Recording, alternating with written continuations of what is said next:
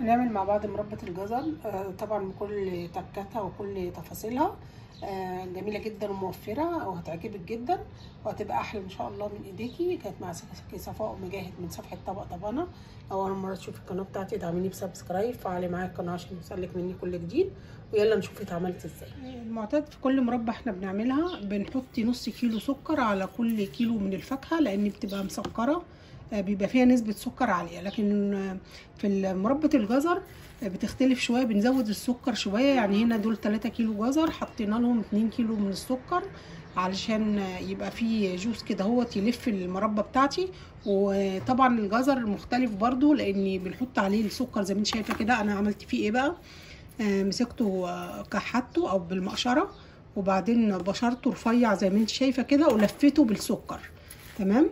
بحطه بقى ليله كامله او مش اقل من 8 ساعات عشان هو بيبقى قاسي شويه غير اي فاكهه، عشان يطرى وينزل العصاره بتاعته والجوز بتاعه خالص في الطبق. وزي ما انت شايفه كده مصفى وتحتيها طبق عشان ينزل الجوز بتاعه.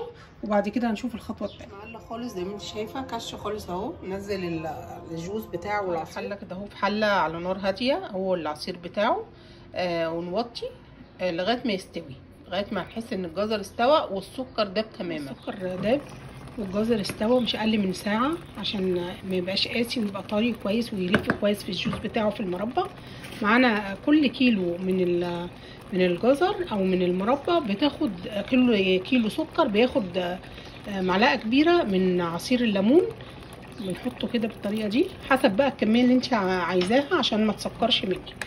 واقلب بقى كده واعلي النار شويه بس مش قوي عشان المربى بتاعتي تعقد. بشيرها بالتقليب المستمر كل شويه لغايه ما تعقد معايا. عقدت معايا، بس العصير بتاعها قل خالص اكتر من النص. تمام كده زي ما انت شايفه.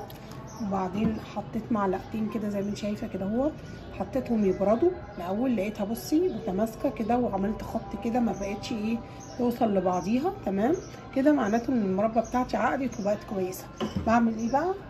بحط قيمه ظرفين كده اهوت او معلقه صغيره او نص معلقه صغيره من الفانيليا حسب كميه المربى اللي انت عاملاها. وبقلب خلاص كده وبطفي. معاكي صفاء مجاهد من صفحه طبق طبانه.